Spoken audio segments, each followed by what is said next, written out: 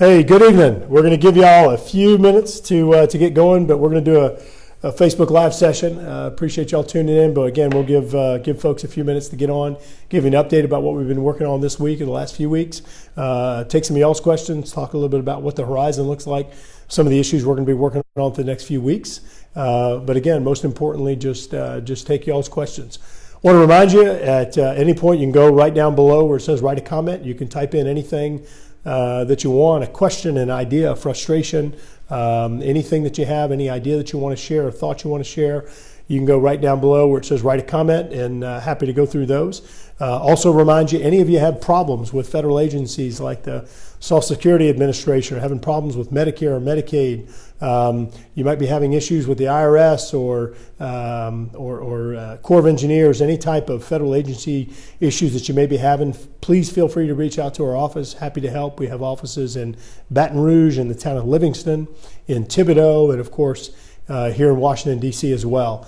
You can go to our website, which is garrettgraves.house.gov, and it has contact information for all of our offices. Again, it's garrettgraves.house.gov, and happy to see what we can do to help out. In fact, we were looking at some of the numbers today. Thousands of you have reached out to us asking for help with the Restore program or FEMA related to the flood, and so we've got a number of folks that we're helping out in that regard. So, all right. So I want to remind you that that if you go down below where it says write a comment, we're happy to go in and answer your questions, comments, anything that you may have. Also ask, if you go down, what is it right there, where it says share, if you don't mind sharing, it just helps us connect with more people in South Louisiana.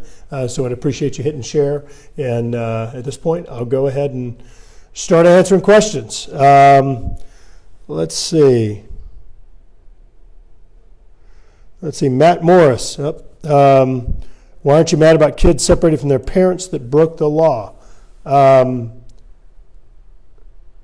not sure I understand what you want me to be mad at. You want me to be mad at the parents, or you want me to be mad that they're separated from their kids? I'm not sure what your question means, but I will say that I've been pretty clear on this issue, actually dating back years. Number one, we need to enforce our laws. Number two, we need to secure our border. Number three, I think it's important that we do reform immigration. I think it's unfortunate that parents and kids were separated. I had a meeting with Homeland Security officials, listening to them talk through some of the numbers recently, and it's amazing. Number one, the number of kids that have come across the border from human traffickers that we have actually reunited with families. The U.S. government, under both the Obama and the Trump administration, have actually reunited with their families because human traffickers have taken them and tried to bring them to the United States. Number two, the thousands and thousands of children that have come here unescorted, meaning without parents, come by themselves. Number three, the number of kids that have come here with people that aren't their parents, and unclear if these are human traffickers or if this is some type of friend or relative or someone who is simply trying to get them across the border. But a number of situations. But look, I certainly don't want to ever advocate for families and kids being separated. Just like someone who may get caught embezzling money or dealing drugs, they're going to be put in prison and they're going to be separated from their family, and I hate that for anybody. And that's why it's important that I think we have people that don't break the law to where they're not put in that situation. But if you don't mind clarifying your question, I want to make sure that I did answer it. I wasn't sure where you were expressing frustration about the separation. All right, so Lisa Strain, good evening. Chris, thanks, I get that. I'm a vet as well. All right, well, Chris, I'm not sure what you're referring to, but I do appreciate your service to our country. Y'all are coming in quickly, so all these things are rolling through, and I want to be clear so you see what I'm seeing. So these things are just rolling through right now, so I'm going to try and go through and answer the questions, but y'all are commenting very quickly, so they're rolling up very quickly. Rachel saying, hello, Donald. Why is it repeal and replace Obamacare? It needs repealing and not replacing with anything. Any government health care is bad for America and is always the first step in the country becoming socialist. Tell you what I'm going to do, Donald. I'm just going to hit like on your comment because I agree with you. I think that working in government now for a few years, it is incredibly frustrating looking at how government can screw up even some of the most simple things. And I don't think that having government managing or intervening in our healthcare is really a good thing. I don't think that government does a lot of things well, and so that's why I don't support Obamacare. It has driven up premiums in Louisiana 140%. It's caused deductibles to increase, I think, approximately 60%, if I recall correctly. It's eliminated choices from people, meaning choices in insurers, choices in healthcare providers, and so it's been very frustrating. Arthur, thanks for your service, and thank you. Paula, thank you for being on. Mary Loop, we had a meeting in French Settlement tonight about the Laurel Ridge project and concerns arisen about the development of subdivisions being built on wetlands. How is it legal to build on a wetland? That is one of the major problems with flooding in this area.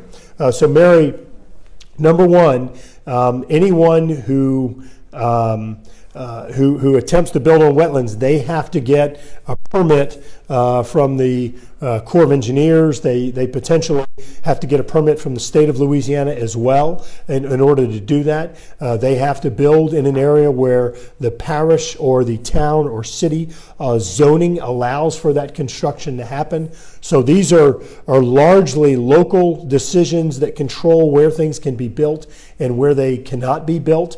There are state and federal laws that also kick in regard to mitigating the environmental impacts. And certainly one of the ideas behind zoning that parishes and cities and towns have authority to do is ensuring that the zoning protects drainage issues, meaning it doesn't you don't build in one area that simply force floodwaters to be drained into other areas where people live. So that's why there are those zoning ordinances and other things that affect that. But I also want to make note, Mary, that I know there is a lawsuit, as I'm sure you're aware, between that Livingston Parish has filed against Ascension Parish in regard to the Laurel Ridge Levee project.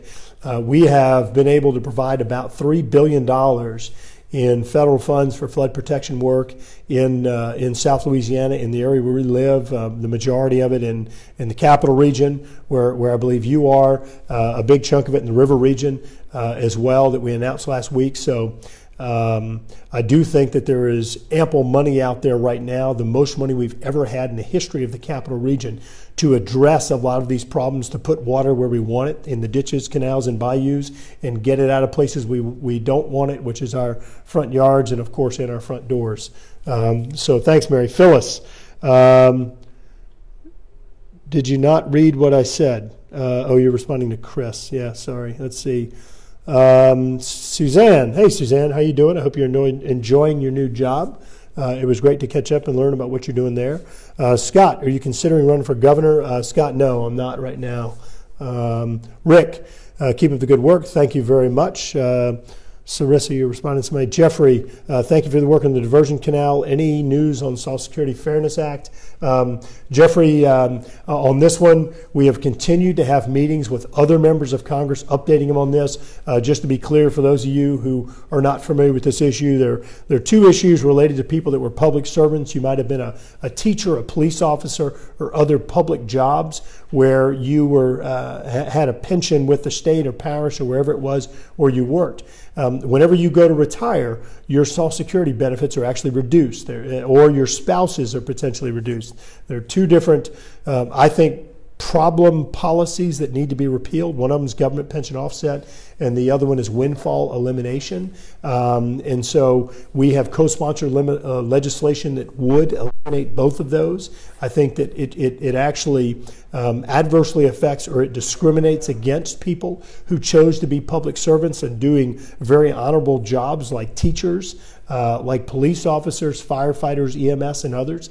And so what we've been doing, and I talked about this a little bit last time we did Facebook Live, We have been meeting with other members of Congress, some of them in some cases new members of Congress, in other cases members of Congress from affected states that just are not co-sponsors of this bill. What we're trying to do is we're trying to get as many co-sponsors or supporters of this legislation as we can. Therefore, it gives us sort of the leverage or the push to move this bill through the Congress. We did offer an amendment in a bill months ago trying to add this fix or eliminate GPO and WEP, and that amendment got rejected, but we're not stopping. We're going to keep working on it. And Jeffrey, I appreciate you bringing it up. Where were we? Jeffrey, there you were. So where'd you go? Oh, there you are. Okay. Thank you for the work. On the okay, yeah, I already did that one. So let's see. I'm coming back down to the bottom here. Cheryl, thank you for fighting so hard for us. Thanks, Cheryl. David, thank you for the funding for the canal. You bet. And I guess I ought to give a little background on that. So David, and those of you that are interested in flood protection and in flood mitigation, hurricane protection, one of the things we started working on about 15 months ago was coming up with a much better funding strategy to address the literally billions of dollars in flood protection needs that we have in South Louisiana, in the Capital Region, River Region, and other areas. And so instead of sitting around and pursuing this strategy that people have been pursuing for decades now, where all of the eggs are in the basket of the Corps of Engineers and people are trying to just get the Corps of Engineers to fund all these projects, we started working on 5 separate funding streams from different agencies. And so we have been able to, including the announcement last week, we have secured $3 billion in all federal funds to address projects like, number one, fully funding the COMET project. We announced just last week $343 million, 100% federal funding for the COMET project. That is on top of about $50 to $60 million in a combination of federal, state, and local dollars. So a total of about $400 million to fully complete the COMET project. We announced $255 million to work on the East Baton Rouge Parish flood control project, which is Beaver Bayou and Blackwater Bayou up in the northern parts of East Baton Rouge Parish. It is Bayou Fountain, Ward Creek, and Jones Creek, and more so the southern portion, helping to enlarge, clean out, improve culverts on all 5 of those bayous and canals. We announced $760 million for the West Shore Hurricane Protection Project in St. John, St. James, and in St. Charles parishes. We announced $15 million in advancing other projects and studies in the region. For those of you who like to go to Grand Isle, you may be familiar with the Cajun Burrito or the levee and where it has breached for a few years now. Over on the west side, we announced $15 million to permanently fix that situation over in Grand Isle, over there by Bridgeside Marina. We announced $300 million in FEMA funds for flood mitigation. We announced $65 million in USDA funds, Department of Agriculture funds, being used for Gonzales, buying out some property and moving people to safer areas in Point Capee Parish and Pecan Acres, Silverleaf and Gonzales, Pecan Acres and Point Capee, in addition to about $50 million in funds for flood protection and mitigation projects in Livingston Parish. We announced $1.2 billion in funds through the Department of Housing and Urban Development in flood mitigation.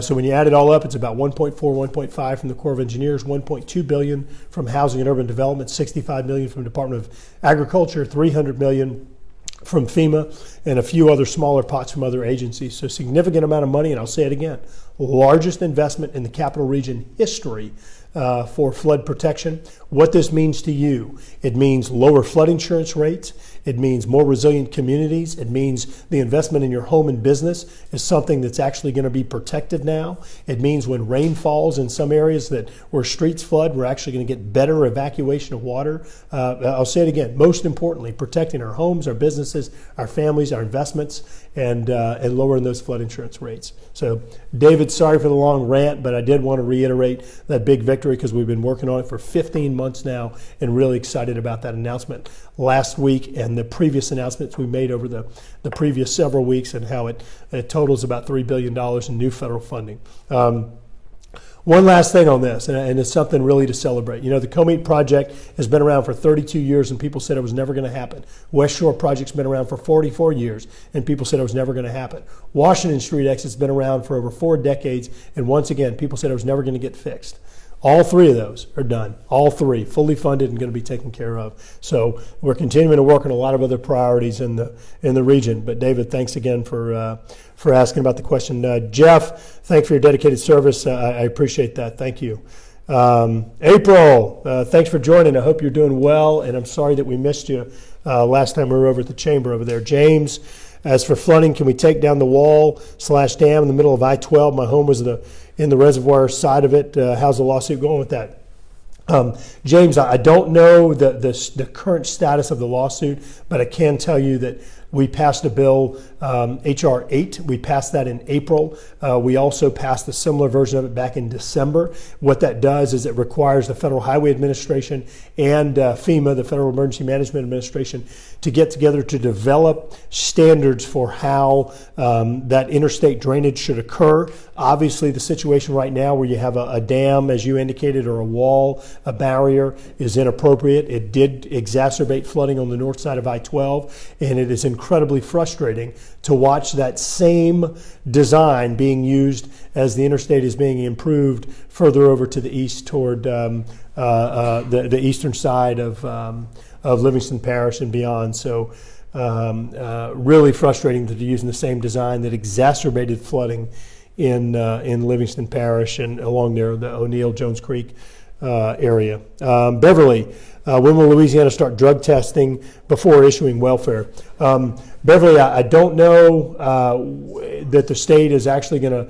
to pull that trigger. I will tell you that a bill that we had introduced last year that has over 100 co-sponsors. It is the most popular welfare reform bill or SNAP, Supplemental Nutrition Assistance Program bill. That bill was largely included in the farm bill that we passed a few weeks ago. What that would do is it would provide a work requirement or job training and job technical assistance, employment assistance and job training assistance for those that are on Supplemental Nutrition Assistance Program or food stamp program. It would, after a certain period of time, you would be required to go to a job assistance center, learning about the jobs that are available. You would then be required to spend a certain number of hours at a job training facility where you're getting trained for the jobs that are actually available. Right now, there are more jobs available in the United States than ever before. We have 6.6 million jobs available in the United States. People that are able-bodied should be working. And if the disconnect is that they don't have the skills to do the jobs that are available, this program actually uses existing federally funded job training and job assistance programs and helps to connect the people that are unemployed with employment opportunities, therefore bringing down the number of people that are on these social welfare programs, saving taxpayer dollars, but more importantly, returning those people to the workforce, putting them in charge of their own destiny, and giving a pathway to prosperity. So really just a win-win-win. We're excited about that bill that's moved through the House. Unfortunately, the Senate Farm Bill did take that out.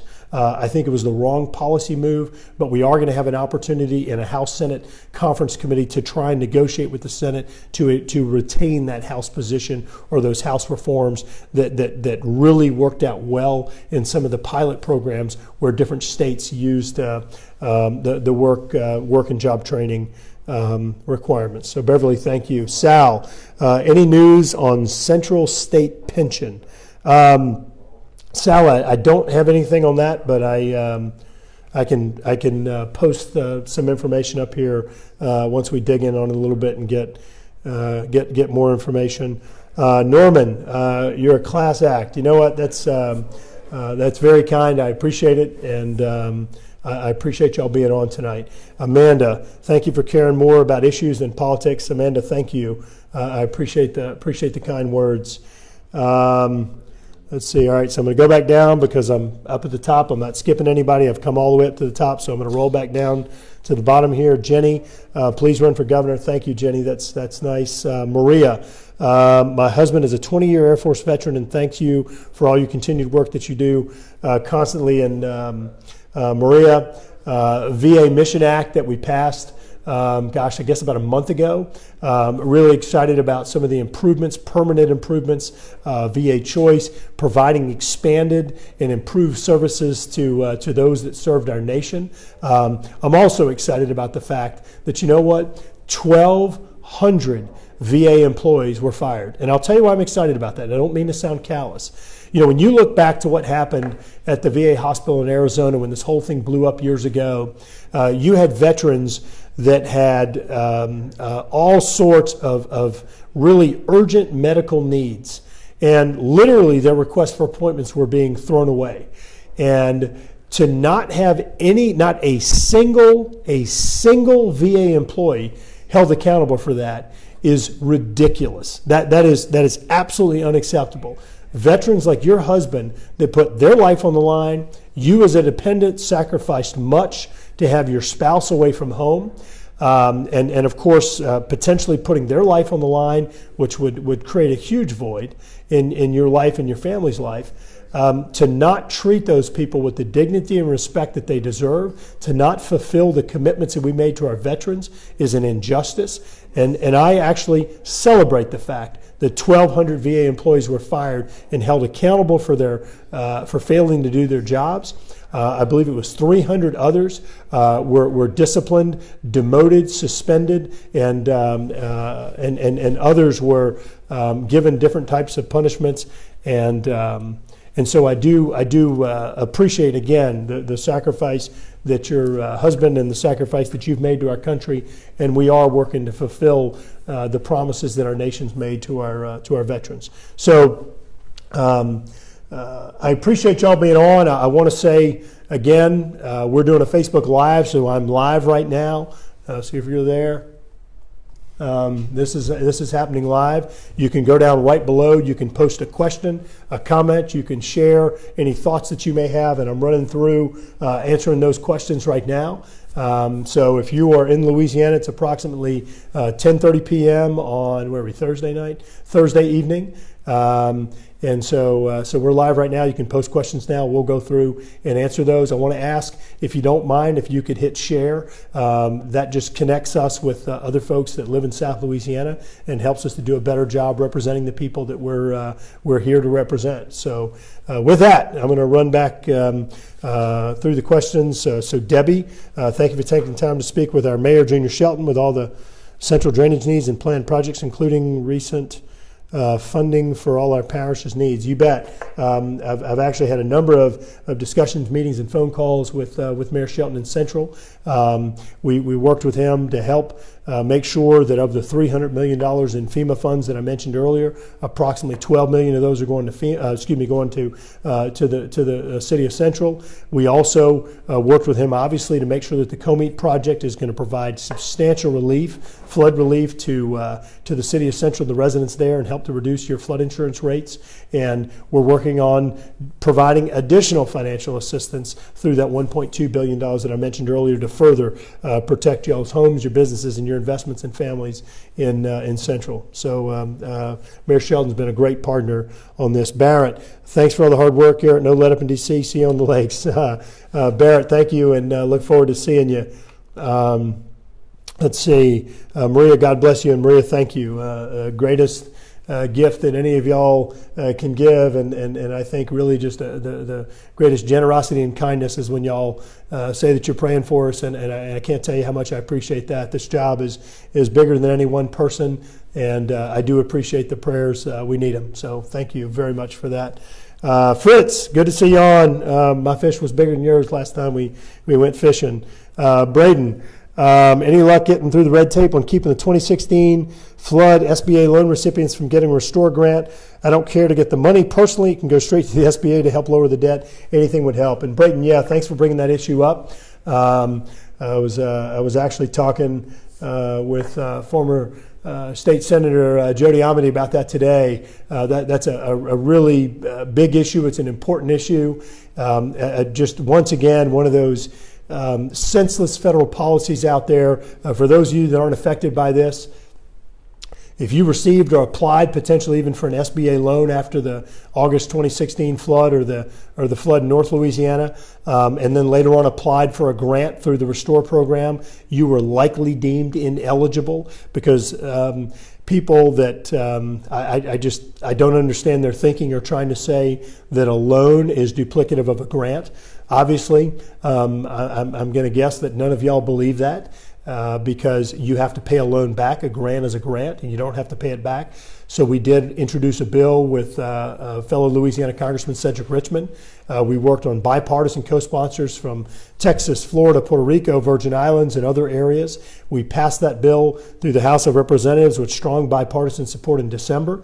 The Senate didn't act on it, so we attached it to another bill in April with even stronger bipartisan support. I think the vote was 393 to 15 or 18 or something like that. Strong bipartisan support. The Senate has finally taken up the portion of the disaster reform portion of that bill that had the I-12 barrier language, the duplication of benefits language addressing school recovery in all over Louisiana, addressing Sheriff Ard's issues in Livingston and many other real priorities for our community.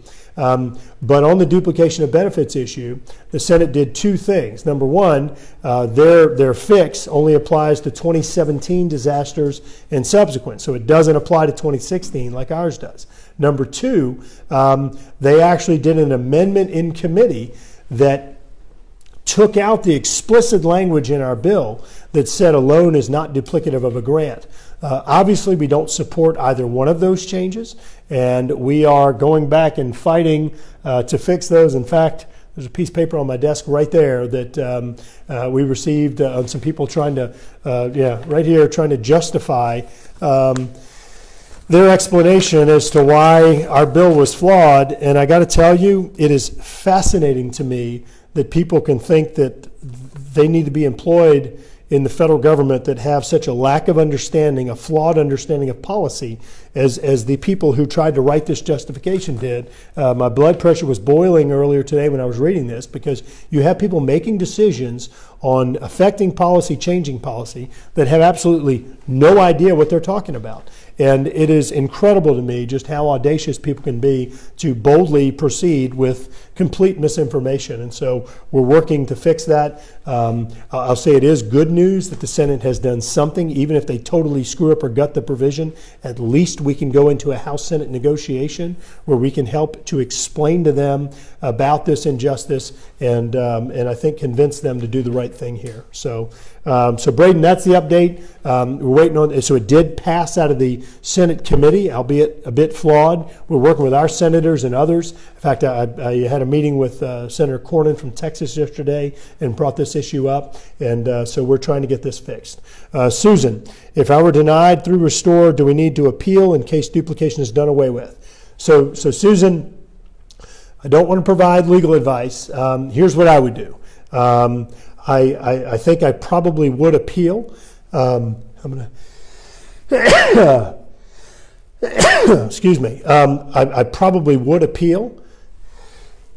All right, 3, I'm done. But I wouldn't expect a change yet. I spoke to the governor about this. I wouldn't expect him to change their decision yet. I did talk to the governor about this.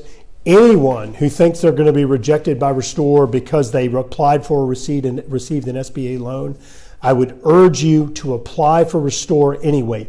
Even if you get rejected, you are going to be put in the database, and the governor has assured me that once we get this law changed, they are going to fulfill the commitments that should have been made through this program already. So it puts you in the database. It means that you will be eligible for financial assistance much faster. In fact, the application period deadline for the Restore program is July 20th, July 20th. So that's in just a few days or in the next several days. So make sure you get your application in before then. All they can do is tell you no, there's no harm, no foul. So Susan, in summary, I don't expect the appeal to work, but I think it's important to get into the system. Lucas, on a related note, do you support the moves to privatize the VA and cut benefits? Lucas, I think I addressed this earlier. It's good to hear from you again. I know we had breakfast last over at Magpie. It's obviously I wouldn't support cutting VA benefits. I talked earlier about the importance of fulfilling the commitments that we've made to our veterans, recognizing the sacrifice that them and their families and dependents have made. I do think that there are, for example, under the VA Choice Program, which does provide private sector options, private physicians, private healthcare providers under certain situations. I think that is a fantastic option for our veterans. I fully support it. I fully support expanding it as I have in the past. We've provided additional funds to ensure that it can continue funding these private sector options that veterans choose and increasingly choosing to do so. Wouldn't support cutting benefits, but absolutely support offering private options to veterans whenever those are more efficient solutions.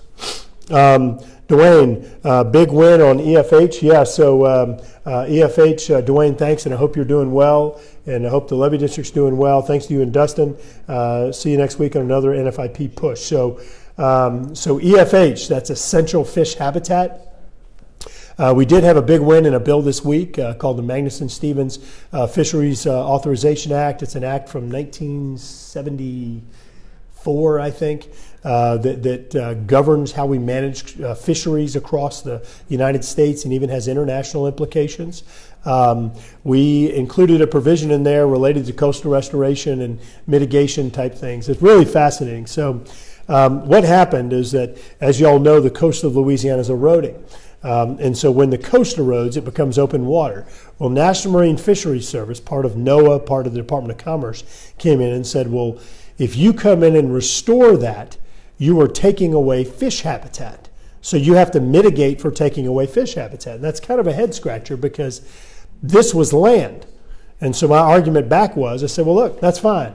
We'll mitigate for the loss of fish habitat if the fish mitigate for the loss of human habitat, meaning when the coast erodes, we're losing human habitat. So make the fish mitigate for that, then we'll mitigate for the fish habitat whenever we restore it. The point is, obviously that's a silly comment, but how ridiculous is it that we have to mitigate for the loss of fish habitat when we're simply restoring land that was there once before? So we did work with Dwayne, folks from the Terrebonne Levee District, folks from Coastal Protection and Restoration Authority with the state of Louisiana, and many others to say that, look, if this was land or wetlands and it eroded, whenever you come back and restore it, you don't have to mitigate for loss of fish habitat. You're simply returning it to where you were before. It's going to make the regulatory process go faster, it's going to save money, and more importantly, it's going to get these restoration projects built quicker. Where were we? Dwayne, Kevin, what's the latest on duplication of benefits issue?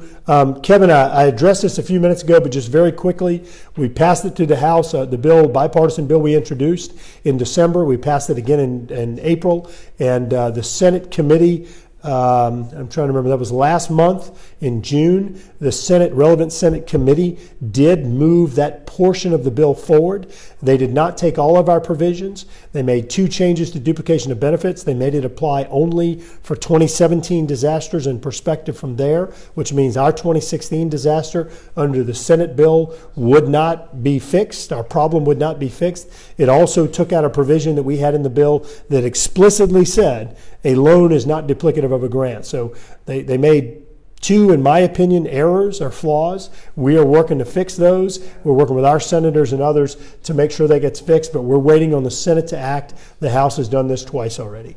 Kevin, Valerie, where'd you go? Dwayne, Valerie, sorry. Oh, no, there you go. Okay. Thank you so much for all you've done for us in Central and all over Louisiana. Valerie, thank you. Okay, so now I'm at the top. You can see I'm maxed out, so I'm going to roll back down to the bottom. Tommy, what are your thoughts on new tariffs, and what do you think about the impact of being in Louisiana? Tommy, so a few things.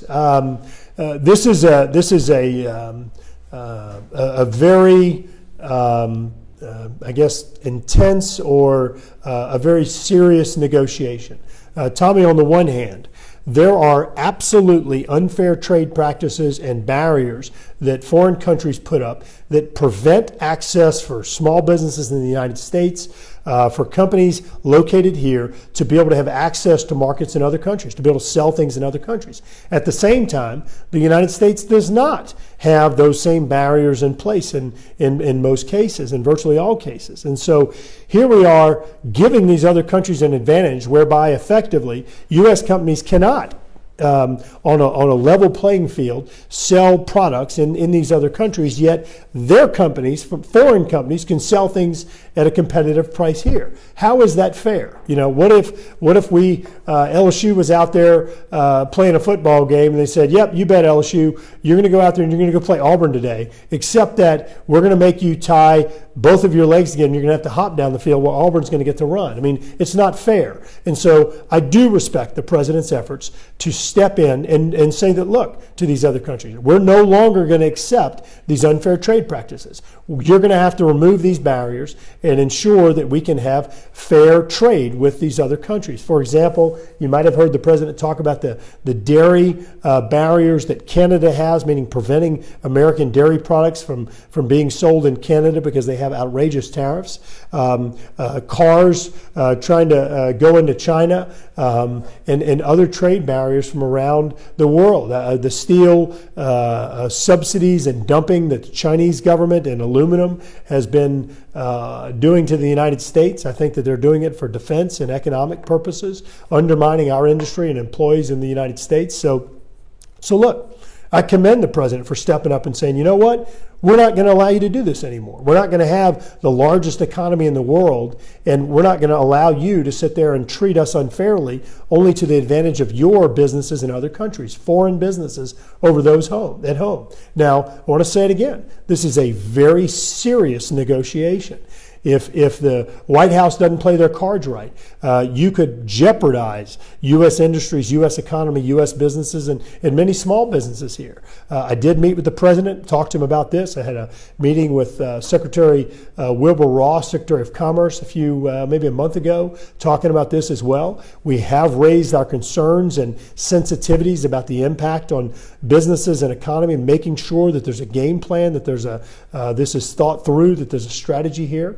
But I think that as long as they continue with aggressive negotiations, efforts to resolve this with a good strategy, then I think that in the long term, this works out better for the United States. But we can't treat these negotiations lightly. We shouldn't move in a direction of a full-scale international trade war. So thanks, Tommy. Eric, but we're the largest economy in the world. Countries are supply chains now. All U.S.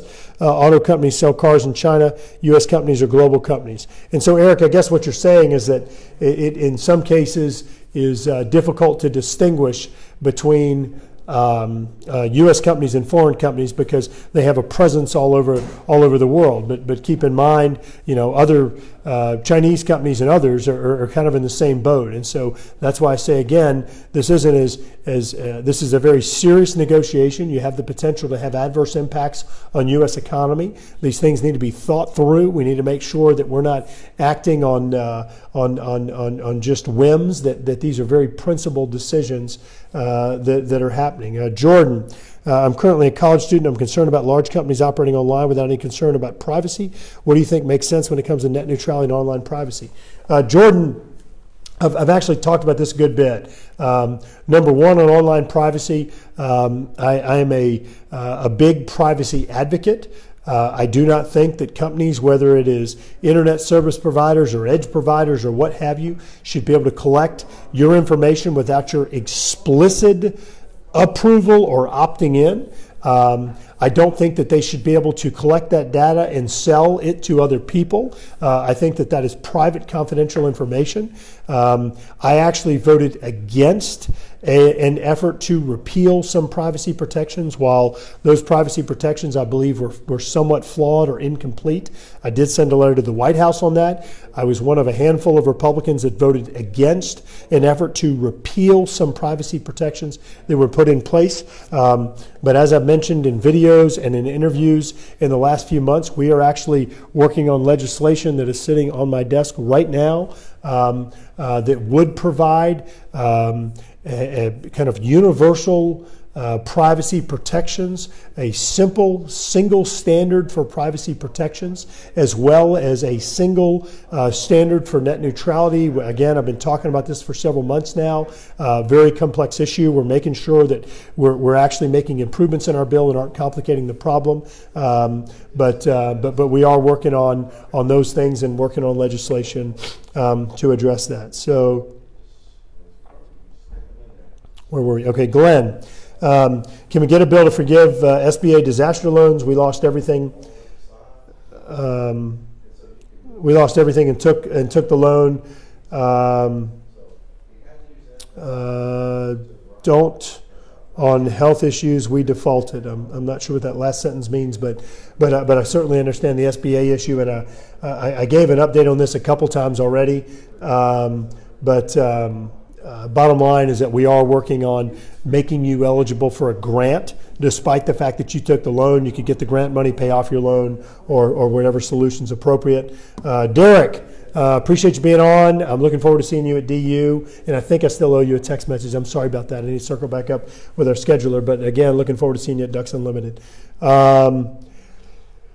Let's see, Rebecca. Companies use your information regardless, or they won't allow you to use their websites if you don't agree to their terms. Had to deal with that not long ago. Yeah, and Rebecca, I agree with you. I think in many cases those policies are inappropriate. I think there are better ways of doing that. I think that online privacy protection is something that is really fundamental. You know, and I used this analogy the other day, and people got mad at me, but I don't know that I really care. I mean, here's how I very simply look at it.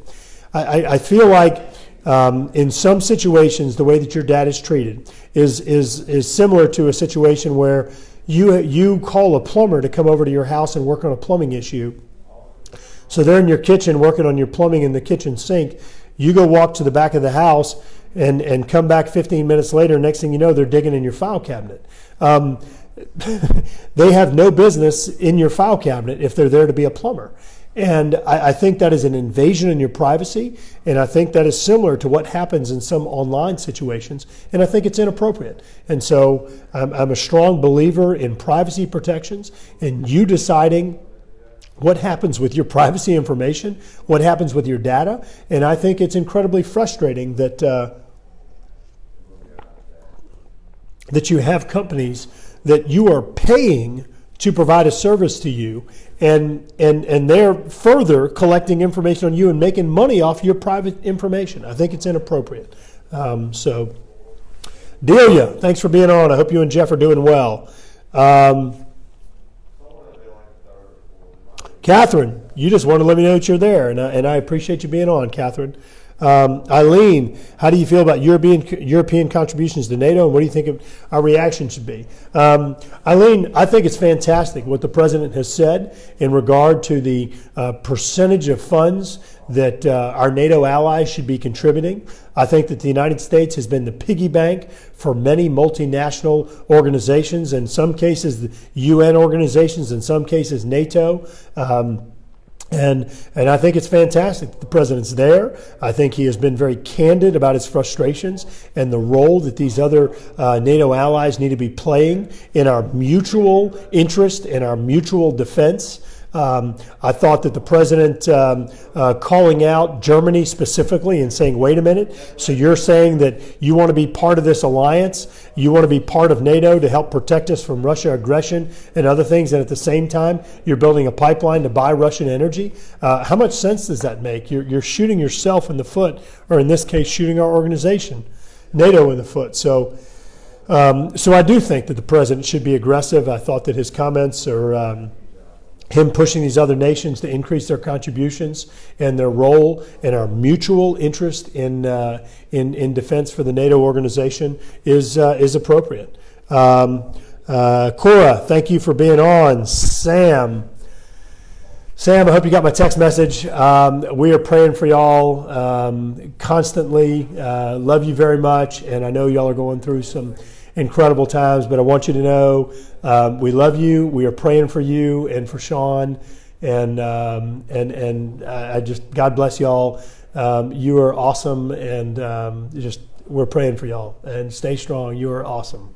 But I'm very sorry, and I'm hoping to have the chance to come visit with you very soon. But I'll say it again, you are awesome. So let's see.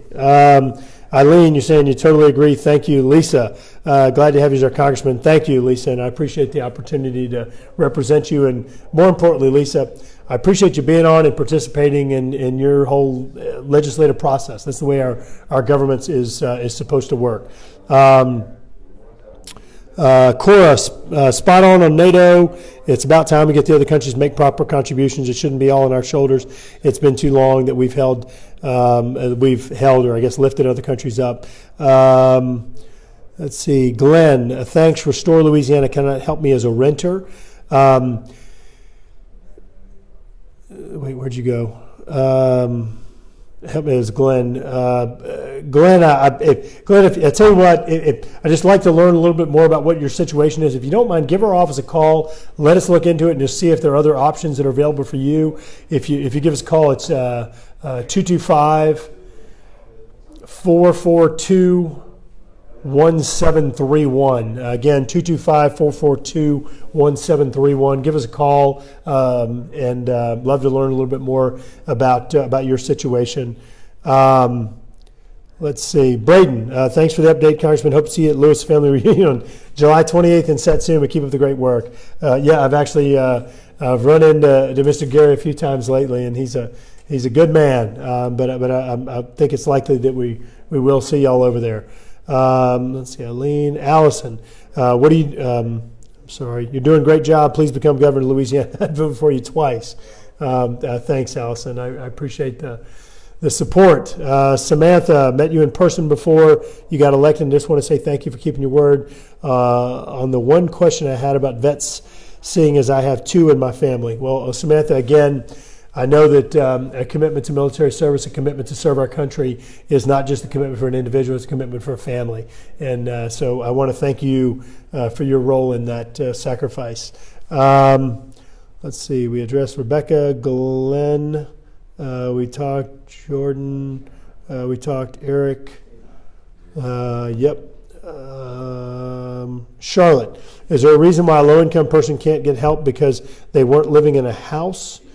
In Ascension Parish. Charlotte, I'm not sure your exact situation. It would seem just on first glance that you would have been eligible initially for some portion of assistance through a FEMA grant. In addition, perhaps housing assistance, hotel assistance, trailer, or an MHU, a trailer to live in temporarily, but we are happy to look into that for you. If you give our office a call, our Baton Rouge office number is 225-442-1731, and we're running most of our flood type cases out of that office, but feel free to call us at any of our offices and see if we can help out. Suzanne Snappa, just looked it up for you. Magnuson Stevens was 76. Thank you, Suzanne. I appreciate the clarification. I was 2 years off. I apologize. Keep up the great work, and thanks again. Blake, hope all's going well over there. I hope y'all are pushing duplication of benefits and Magnuson and some of the other priorities that we all share. Mickey, you need to run for president.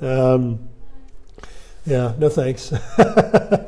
Your common sense would be a great relief for our company, our country, perhaps. But Mickey, thank you. I do appreciate the words of support, but don't really have an interest in doing that. Tina, been going on for years. I'm not sure what you're referring to. Let's see, Tommy, I think we responded to you. Christy, thank you for the hospitality shown by your staff when your teachers and I visited your office. Sorry we missed you.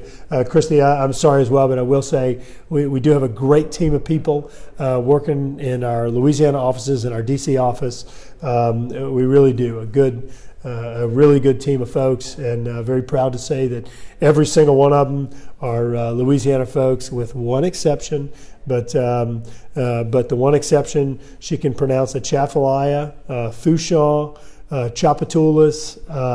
She's actually doing pretty good. We've got some more things to learn, but she's doing a good job, and she's very bright, and enjoyed having her around. So we'll get her saying "aye" and other things shortly. Let's see, where were we? Tommy, Christy, Jordan.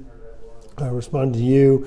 Marcy, will the Restore meeting at the Capitol be put on live streaming for us to see what's going on? So, Marcy, just want to clarify that that's happening at the state legislature in Baton Rouge while we're in D.C. right now. But all of the committee rooms, I remember this from when I was doing work down there, all the committee rooms do have a live stream. So I know that the Restore Committee, the Restore Commission's meeting, and they are going to be considering the governor's recommendation, which I fully support, to increase the availability of funds for certain tiers of folks because the money's in the bank. It has been sitting there. It has not been distributed out to flood victims fast enough. So I do support the request that the governor's made on that, and I'm hoping that the Restore Commission will approve it. Raleigh. Help would be appreciated, especially if we could find a way to get for vets that worked and can't get counseling before 5. So if you're having problem getting counseling, you or one of your family members, I do hope you will reach out to our office. Our veterans deserve that type of support. Some of the stories that I've heard talking to our veterans, they've been through some really incredible experiences, and they deserve that counseling. They deserve that ability to process some of the really incredible experiences that they've had. And so in some cases, and I don't know your exact situation, there may be private sector options we can help connect you with that still could be eligible under VA assistance. There may be some other VA options, but I'd love to see if we can work with you to help identify what those solutions are, and let's see if we can do that as soon as possible. So please call our Baton Rouge office tomorrow. We have an awesome woman who works there who does a great job with the VA in helping our veterans out. So please call us. It's 225-442-1731. And let's see what we can do. Wade, hope all is well. Good afternoon to you. And Raleigh, you're saying that we had no luck with VA helping us with PTSD. Look, I want to urge you again, give us a call. I want to learn more about what it is that you or your family members or friends are going through. I want to make sure that the VA is providing the assistance that you deserve, fulfilling the commitments that were made. Obviously, that's something that's related to the service. So let's get engaged there. And if the VA keeps pushing back, then we can sit down and talk. I'd love to see what we can do to help out. Michael, Restore Task Force meeting in the morning at State Capitol at 9:30. Yeah, Michael, thank you. So 9:30 a.m. Central. So that, again, should be online. And I believe if you go to legis.la.gov, you should be able to find it. I think the other website for the Restore Commission is restore.la.gov. So check out those. You should be able to maybe look them up tonight to make sure you find the right website, and there should be a link to live stream. If it's not on the Restore site, then it should be on the legis.la.gov.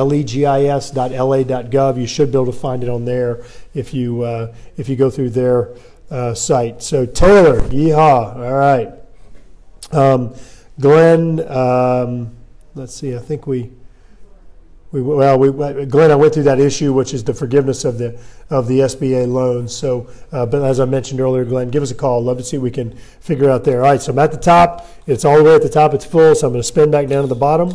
And Nestor, appreciate you being on. It was good seeing you in Thibodaux, and we're enjoying having Francisco up here. Incredibly bright young man, and just a great guy. You should be proud of the job y'all did raising him. He's a really good guy. Linda, always good to see you. Linda, thank you for being on. Tina, did you meet all of the Restore LA contractor had you had a bad time with a lot of them. So I did not meet all of the Restore contractors. I did have an opportunity to meet, I think, with two of them, because before I had a meeting with Ben Carson, the Secretary of Housing and Urban Development, about a month ago. I wanted to hear from the state. I wanted to hear from the Restore contractors, obviously the Restore applicants, to make sure that we understood where the problems were, because everybody seems to be pointing fingers at everyone else. So I did meet with two of them. We had a very productive meeting with Secretary Carson. In fact, the Governor's Chief of Staff, Mark Cooper, joined us in the meeting. We are having follow-up emails and phone calls. There were just an email exchange this week where we're trying to follow back up from some of the action items from the meeting, and we're going to continue doing that until we get this stuff fixed. Let's see, Eileen, what do you think the tariffs on the red states are going to be detrimental to upcoming elections? You know, Eileen, look, obviously that's the goal of some of these retaliatory trade actions by China and other countries. But I'll say it again, it's the president's job to put America first. It's the president's job to fight for America and stand up for America when there are these injustices going on regarding fair trade practices or unfair trade practices that are being put forth by other countries. And so I think it's appropriate for the president to challenge those trade practices, to challenge those other countries, because that's what ultimately is gonna help unlock American opportunities. You know, I'm a strong believer, if we're given a level playing field, that I think America can out-innovate, I think we can outwork, I think we can have better efficiency in our in our workforce, in our companies, in our small businesses in the United States, and I think we can win this. I think we can win a fair competition for trade. So I think it's the right thing to do. Okay. So I'm gonna go ahead and answer these last few questions that are here, and go ahead and tap out. Let's see, Glenn, Eileen, Glenn. Some of us in Louisiana are waiting on the Virgin Islands funding you mentioned to start work. Keep us informed. I'm not sure, Glenn. The Virgin Islands funding, what you're talking about, there was funding that was provided, kind of lump sum, for a lot of the disasters for 2016, 2017. But if you don't mind clarifying, that'd be great. Leslie, I hope you were doing well. Good to see you. Y'all's house looked good. I saw y'all out there working in the yard the other day. But I hope you were doing well. Vincent, dredging for AMET and COMET, is this possible or needed? Vincent, so one of the things that the East Baton Rouge Parish Flood Control Project does, the 5 canals and bayous I mentioned, it's going to increase the efficiency or the evacuation of water into these bayous and canals that ultimately goes over into the COMET and then the AMET River. So the COMET diversion project also in some cases is going to improve, hey, how you doing? Is going to improve the water getting into these canals. And so I think it's important that we look at the capacity of the AMET River, because if we're putting more water in there, if it's going in faster, we need the ability to make sure that the AMET River has full capacity to drain this water and get it out into Lake Maurepas, Lake Pontchartrain, and ultimately the Gulf of Mexico where we want it. So I have spoken to the governor, I've spoken to Parish President Leighton Ricks, to Mark Harrell, and other folks that are involved in this to make sure that we look at that. There is ample funding available to dredge the AMET River, to fix the weir, and address a lot of the other issues on the river that are needed.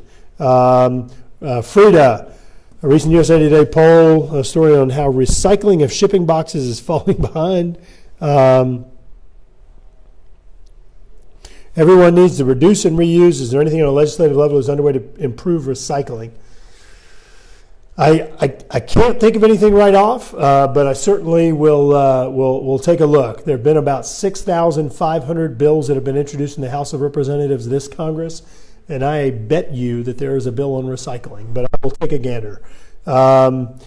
Jeff Lane, should we pull out of NATO? No, Jeff, I don't think we should. I think that I think that if other countries put up their fair share, I think that if they're contributing the amount, the appropriate amount, and truly providing the best defense and complementing U.S., which has the best military technology and service members in the world, I think we're stronger as a group with NATO. I think it's important to have the geographical diversity that NATO provides.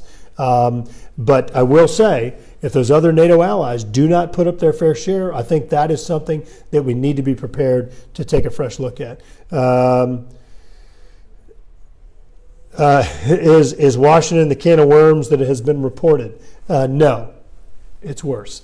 Kirk, your thoughts on the hearing today? Kirk, I got to be honest. I was busy today. I passed by probably TVs about 100 times where it was on. Had an opportunity a couple hours ago to talk to Congressman Gary Palmer of Alabama, kind of giving a quick download on some things. I have not had a chance to really sit down and watch a lot of it or read a lot about it. I will get some more updates tomorrow morning when I talk to some other members of Congress and have an opportunity to read some of the briefing materials. So I got to be honest, I can't give you a very informed opinion right now because I was working on a whole bunch of other things all day today. All right, so I've got three more. Christy, thanks for the hospitality. Oh, actually, I already addressed that one. Marcy and Corey, yes, I already hit those. So, hey, look, I want to thank y'all very much for being on tonight. It is midnight 08 in Washington, D.C., where I am now. It is 11:08 where you are. I don't know what you're doing awake. Y'all need to be sleeping. And so I'm going to go ahead and tap out. I want to wish y'all a good night. I am going to go through and read other questions that I might have missed on this and go through and respond to what we can. But again, I want to thank y'all for the opportunity to serve. I want to ask you to hit share if you don't mind, just to help us connect with folks. But again, thanks for participating in your government. Thanks for being on. Have a great night. God bless.